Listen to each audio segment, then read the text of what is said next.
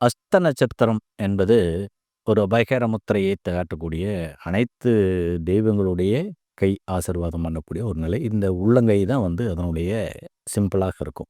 இப்ப அஸ்த நட்சத்திரம் அப்படின்னாவே அவங்க வந்து ஆசீர்வதிக்கப்பட்டவர்கள் என்று அர்த்தம். வாழ்க்கையில என்ன விஷயங்கள் வேணுமோ அத்தனையும் இறையருளால அவங்களுக்கு கிடைக்கும் என்பதை பற்றியே ஒரு அற்புதமான நட்சத்திரம் தான் இந்த அஸ்த நட்சத்திரம்.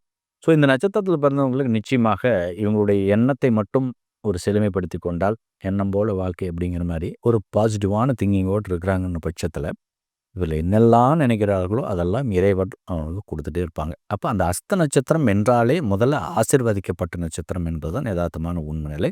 குறிப்பா இவருடைய கைராசி என்பது பார்த்தீங்கன்னா, இவங்க சமைக்கிற அந்த உணவு பதார்த்தங்கள்லேருந்தே வெளிப்படும்.